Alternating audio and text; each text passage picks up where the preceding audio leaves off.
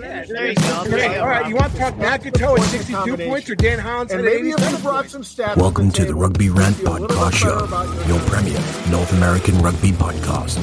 Growing rugby, one fan at a time.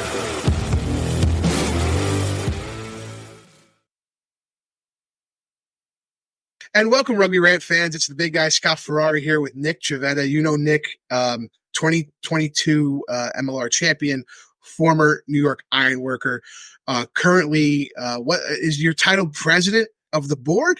Like, is it like a official title of the Players Association, or?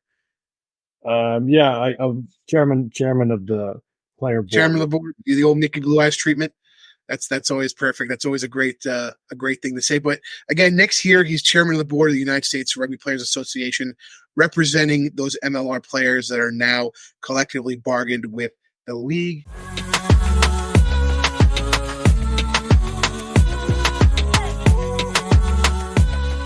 Nick, thank you very much for coming in, man. Really appreciate you. We know this is a busy time for you. Time difference. You're out in the UK, so really appreciate it. Thank you very much for coming on. Oh, thanks for having me. It's great to be here. Great to chat to you. Former head of the Rooney Rooster Roosters. Yeah, I think it's a great time to be chatting and getting the message out. I mean, what we've been able to achieve through voluntary recognition is the beginning of the process to get MLR players' voices heard officially. Yep. Right. And so we're very proud that we've taken this step. We're glad that we were able to come to an agreement with the league for going what would probably be a vitriolic election, to use your words from a few years ago. I think, it puts us in a good place going forward, and it sets the stage for, a real fair arm's length negotiation with players, for them to capture their value from MLR contracts. Absolutely. And it was good to hear. Us, the guys at the Rugby Rant, have been talking about this for like 2 or 3 years now. And we bring it up constantly, especially when there's issues. But let's get right into it. So you retired from professional rugby, but you decided to continue your involvement with the Players Association. Is that just something that you just had this need to complete? Was it just it's a desire? Because I know you were involved from the Eagles side, correct? Yeah, so I was elected in 2021 to lead the Players Association. At the time, we were focused on we were the official representative of the men's and women's 15s and 7s. We continue to play that role in negotiations with USA Rugby. At the time, I was playing in the MLR. My MLR colleagues and myself were constantly reminded of the fact that the MLR was without a Players Association, and reminded of the fact that life as an MLR player can be very complicated with the contracting structures, some of the things you're exposed to from a player safety point of view, and fundamentally, these are difficult things to have a say in changing without being without being a Players Association, without having a voice under federal law to help sort of advocate for your rights as an employer. So as an employee. I think, we kind of set this as a goal from 2021, myself and the other guys who are playing in the MLR to make sure that we pushed this as hard as we could to try to get to the end result, which is voluntary recognition, or, through other means, certification as the Players Association for MLR players. And I probably I couldn't have stepped back after retirement and let this opportunity slip away. So I decided to stick around and continue to push it through last season, and then through the off season to the point we are today, which is very thankfully voluntarily recognized and ready to take the next step with the league as full stakeholders on the future of the MLR. And, it's good to know, and you see it in other leagues, you have former players who lived it, who understand what's going on within the league to kind of push this effort and lead the players associations, because they know the best, right? You have firsthand knowledge of some of the issues that come about. So my next question really, at the start of last summer, I know that the Players Association filed with the National Labor Relations Board to be recognized. How did talks with the league and your representation of the players, how did it come about between now and then to really get this going? Yeah, well, I guess it's kind of a long story. We had some talks with the league last year. We didn't sort of see them ending up with us being voluntarily recognized through those talks. So we felt it was necessary to take the step to file for an election. We had the backing of 80+% of players. We were pretty confident that we were going to win an election. So we filed. Timing on filing these things is a bit, hard to control, right? Because the labor board is sort of a meandering beast. Yep. So we weren't really entirely sure when we'd hear back about the election. As it turns out, it took quite a few months for them to sort through or to get to our case. They decided they're going to have a mail-in election that coincides with the start of this season, right? So that was the overarching, that was the landscape we were dealing with during the off season, figuring that out, and then sort of gearing up for that election, which was meant to start in a couple weeks' time. But during the off season, there were a couple of changes in the MLR. 2 teams dropped out. Team moved to LA. And during these sorts of pre-bargaining periods, there's, after an election's been filed, there's certain things that the employer needs to sort of keep consistent to make sure that they're following the letter of federal law. And the prevailing circumstances for the league made it very difficult for the league to do that. And that probably created some legal exposure from the league's point of view. That would have been, I would have sort of made it very difficult for the end result of the election or any case that came out of it, not go in the way of there being a union, right? So fundamentally, that is likely what brought them back to speak to us about getting this done to an agreement, which we were very happy to entertain from the one, as long as we could see that the end goal from the agreement was immediate recognition of the union and a path towards crafting a CBA. So that's a long-winded way of saying that, fundamentally, what we found is that we're not particularly far apart in what we want. We have this common goal that we share in the success of MLR and rugby in the United States. And I think when we recognized that, when we started to chat back in December, I felt pretty confident from there that we'd be able to come to an agreement that resulted in voluntary recognition and got us to where we are today and where we want to go. You spoke about kind of the turmoil prior to the season. You had the Ironworkers folding, you had Toronto folding, two teams folding for kind of different reasons. You had the relocation of Atlanta to LA, and then you had the creation of the Anthem RC down in Charlotte. Causing a lot of volatility, causing a lot of volatility for the players. They don't know where they're going to go. We're going to have dispersal drafts. You have guys who are trying to line up visas to come into the country. And all that kind of falls by the wayside because a team ceases operation. Do you think part of that is that part of your drive for your guys to really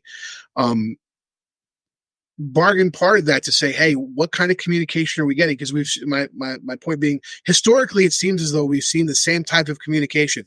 There is none, and not being in it, I know from players and talking to players. Like they get told the day before sometimes, and then that's it, I mean, yeah, I think, from a league's point of view, when these situations do happen, right, and the Players Association doesn't prevent teams from folding. That's not really our role. I mean, an investor can decide not to participate, if he doesn't want to participate. But from a PR point of view, it really behooves the league to have a Players Association in place, right? Because when these things do happen, there's there's PR value in the Players Association being consulted, even if the solution is suboptimal. And like, the player welfare outcomes for players on the two teams who folded, on the guys who have been shifted around late in the year, even this week. I mean, you still see it happening. Guys going to Anthem, right? It's very difficult to appraise all the damage that was done, right? It's very difficult to say that optimal outcomes, occurred for every player.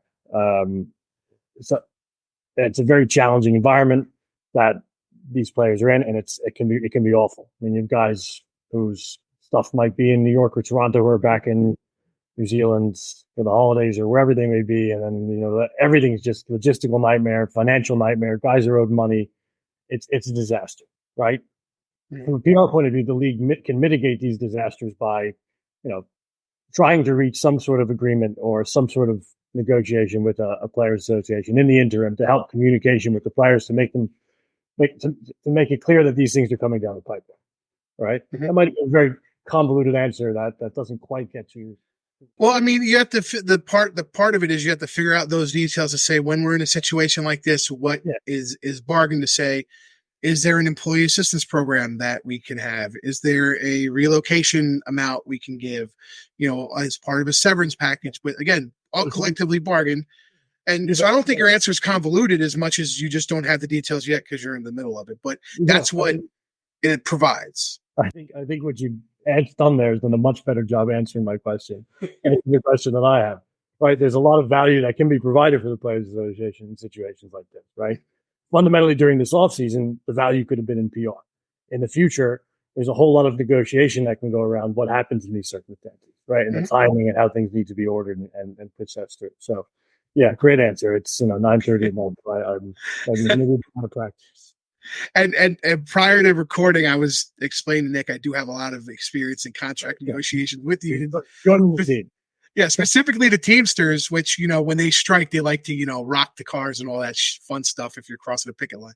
But, I think that's great. From a PR standpoint, from a fan standpoint, and we see it in fan comments and things like that, it seemed as though the league, was very resistant to this move. And you kind of spoke about it before, about your guys' efforts to create it and kind of what pushed it.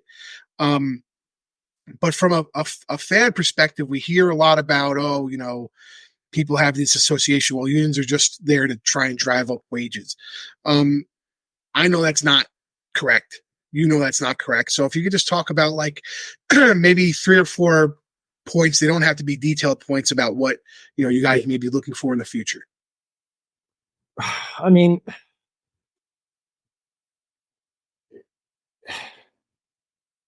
like there's some fundamental things in the way that MLR contracts are structured that I don't think any player is particularly happy about. The way in which you can be let go at any time for any reason, the rights that you assign to teams to transfer you around, whether you're an associate player or an SBC player. The structure of the associate player contract in itself is particularly difficult to wrap your head around. I think, from a contracting point of view, we're looking to get to a place where, guys coming into the league, whatever their background is, if they're, seasoned professional from overseas, they're an Eagle, they're a guy straight out of college. They want to be able to look at this contract and feel protected. They want to be able to look at this contract and feel like, they can pursue a career in rugby in the United States or in North America if there's, teams in other countries. And I don't think that the contract that they're signing currently really holds that risk balance in a good place. Mm-hmm. Right. So that's one thing. Beyond that, there's no health insurance for players. Mm-hmm. Guys have workers' comp, but their families aren't covered, and they don't have personal health insurance coverage. I mean, I know in some states there's a mandate, like Massachusetts, guys more or less required to buy it, subsidized, etc. But it's not the case for all the players. We'd like to get to a place where that is part of the deal of being an MLR player, right? We understand that that's complex, given the bargaining unit, given the dispersed nature of the league, given the league's finances. But that's a pretty critical piece. We talked as well, in our public campaign about quality of some of the fields that players are playing on and whether or not they're safe to be playing high-level rugby on. I think that, again, a tricky problem to solve from a financial point of view. And you kind of need to have measured outcomes here to make a case for why these things need to change. So that's something that we'll look into with full knowledge that, as the league progresses financially, venues should improve, right? So we're eyes wide open about the state of the league as we look ahead to collective bargaining. We're not here talking about everyone should get paid $1 million. It's not really about that, right? It's about making sure that guys who come into the league can look at their contract, feel protected, and understand that if I signed a 2-year deal for X team, right, the expectation is that can't just be fired. They don't fall into their budget anymore, right? There's protections that need to be put in place. So, leave it there for now. Yeah, I mean, and that's kind of my pushback on some fans that complain. Well, why doesn't New York just find a field, a grass field to play on? And I'm like, have you ever been to the state of New York, especially Lower New York? No. You can't. To build something like that would be $25 million. I mean, you could look at they're building the stadium in Queens for Queens FC, the soccer stadium, and Steve Cohen's building that, and he's the richest man, the sports owner in America right now. So you have to, again, I think incremental is the word, the key word there.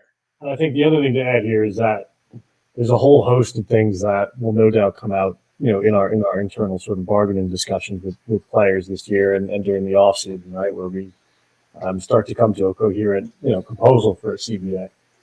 So I can't say that whatever list I've come up with here is exhaustive or even, of course, going to be where we end up, but it really is going to be down to the players to decide what they want to bargain for in that first CBA. So that actually leads to my next question: so what's the next step procedurally for you guys? That's to come together and get more cohesive areas you guys want to bargain. So I think our ability to communicate with players is really good. I think that's why we got to this point today.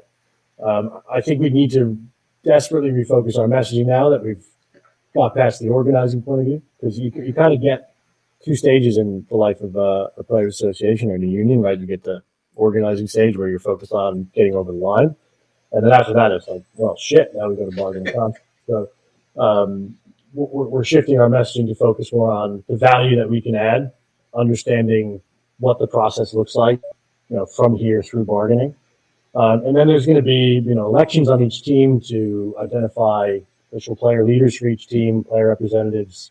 From there, we'll form a bargaining committee and start to have conversations around how it's going to look when we do come to the meeting with a collective bargaining. Nice. I mean, and on top of that, without having any clear knowledge of how long this is going to take, I mean, do you think we could have something ratified by the end of this season, going into next season? Or at least a negotiation enough. Okay. Will there be enough on the table for you guys to have a legit negotiation going into next season? Maybe not ratify, but at least have a really healthy negotiation going into next season, 2025. I don't know if I'm going to answer that question. Okay. That's fine. I don't think I have the answers yet to that. That again, it's early on, and I know the process more so than other people. It does take way longer than you would think to get this done, which is why most unions are on 3-year to 5-year contracts, and they start negotiations like, if it's a 3-year contract, they start negotiations in the first 18, or after the first 18 months. And it's a 5-year. It's starting in year 3, and then usually they go right to the deadline, unfortunately. But and then just 2 more quick questions. This is more about the new MLR team, the Anthem. What do you think about World Rugby's kind of mandate and involvement in the team? Do you think that helps? You being an Eagle, knowing our muddied pathways, I would say, to become an Eagle. Do you think World Rugby coming down and mandating this team and saying, we want this to be an exclusive pathway, do you think that helps, the not only the American rugby player, but do you think it helps the MLR? I mean, I don't think this was pushed by World Rugby, right, to happen. I think this was a Scott Lawrence USA Rugby and MLR joint venture going to World Rugby and saying, "Hey, we're ready to roll. Can you jump in on this?" So yeah, taking off my Players Association hat as a former Eagle, I think it's huge, right? It's so important that young American players get consistent game time with guys who they'll eventually share the field with as Eagles. I think this is an interesting model. If you compare it to, the way that the Drua have taken Super Rugby by storm, and some of the SLAR teams, it's just critical that guys get minutes and as high quality minutes as they can possibly get. You can look at this competition and say, maybe it's the MLR, maybe it's a stronger competition than most of the teams in SLAR. I mean, it's probably a similar level, honestly. Mm-hmm. But this is probably easier logistically to handle. Yeah.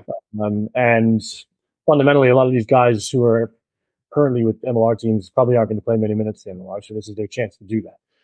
So it's great, and it beds them into the U.S. system now, right? So you'll have one of the U.S. coaches is running it, whose name I can't remember, which is terrible. But I met him over the summer in Portugal when the U.S. played in the build up to the World Cup. Mm-hmm. So very confident in the pipeline that Scott's building here and his vision for where he wants the Eagles to go. So I think it's great.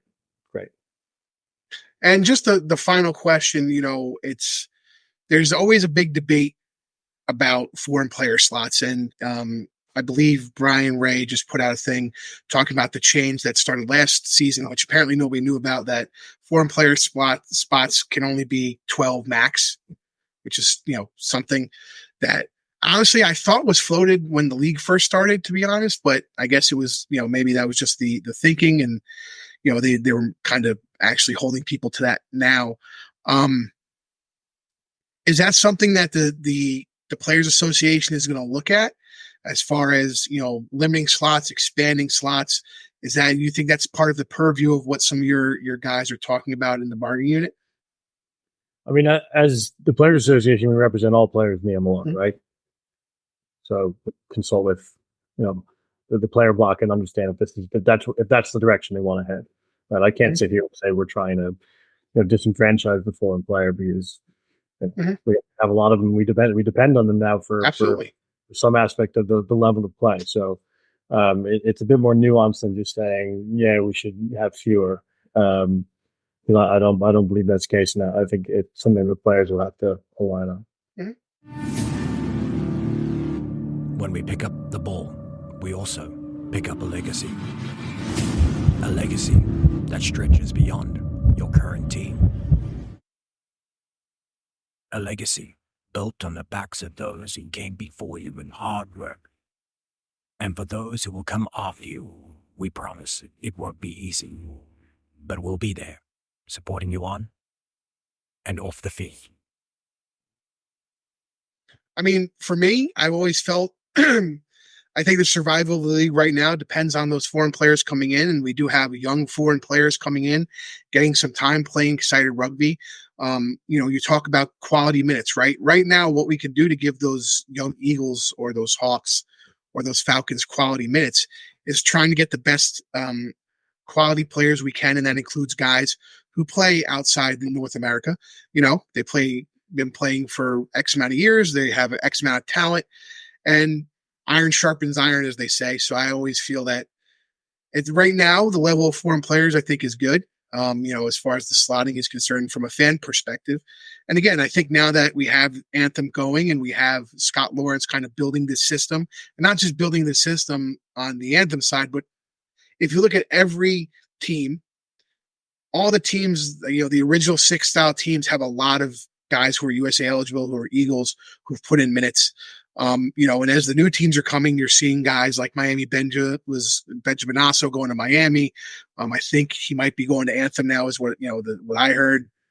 I don't know. Yeah, listen, I hear a lot of things, Nick. I don't believe most of them.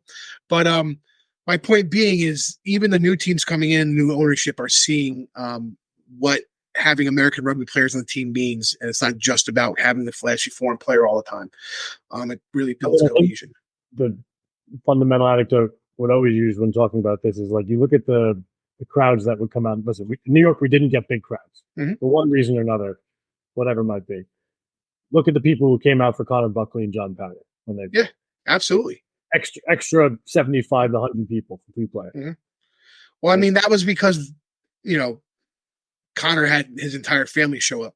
Well, the family, they're New York guys. Like, that's how you build a fan base. It's like you need places playing in those places, and it's huge. Absolutely. Right? Frankly, like, American fans don't care about these fantastic, and they're fantastic players, and they add a ton of value to teams. American fans just don't care about watching. Right? They'll much rather come out and see someone they know, someone from New York, someone who sounds like them. So, like, that is something that I know, owners around the league recognize, right? And want to make sure that they maintain that. Absolutely. And then, so one final question before we go, and this is more of a personal question. I know you've retired for rugby, but if Oxford says, "Hey, you want to throw on the jersey and go out there for a shift," I mean, are you at the point where you're going to play a little bit? Are you going to be in an old boys league? Like, what's going on? Have you gotten the itch? No, I don't have the itch. I still coach, so I coach Oxford, which is great, and that keeps me involved. But I haven't gotten the itch yet. Well, I had an opportunity to play in a friendly in December, and I said no, which was smart. I think I will. Yeah, I don't expect the itch to come back. Yeah. Listen, you've played way more rugby than I can ever even think about. So I hear you. I definitely hear you. Yeah. And listen, enjoy your retirement, and you're still involved in the game on, 2 completely different levels, which I'm sure as you went through, even your college career, you never thought probably I would be part of rugby on almost a 10,000 foot level from a coaching perspective and a players association perspective, right? Yeah, I think I'm very grateful for the game, and I think where it's brought me and how it's prepared me for life after rugby and the real job that I do with most of my hours during the week. I think I'm just happy to be involved and happy to hopefully be making having a positive effect on the players that I coach's lives, and then hopefully long term some impact on the way the MLR kind of treats players. I mean, from an outsider's perspective, I'm going to say it's absolutely great, and you absolutely are making an impact. Again, incremental changes. You can't look at this as a wholesale change, right? Happening right now. Yeah, incremental. There's a time frame that's longer than you would think, but again, it's part of the work. It's part of how you get from A to B, and it's part of how to get player safety up to a standard where it needs to be. Yeah. And we're going to be on a 5-year plan as far as getting the league and the players up to where they need to be, because we're going to have a Rugby World Cup coming here soon. So starting it now is setting us up for the future. And Nick, thank you so much again for joining us. Really appreciate it. Really always appreciate if I have a question, I could just kind of, pop in and ask you. And always appreciate your time coming on the show. So thank you very much, man. Hopefully you can get some sleep soon. I know you have a couple more of these you got to do. Just one more. All right, cool. All right, good. It's McCarthy. Awesome, Nick. Thank you so much. All right. See ya. See ya.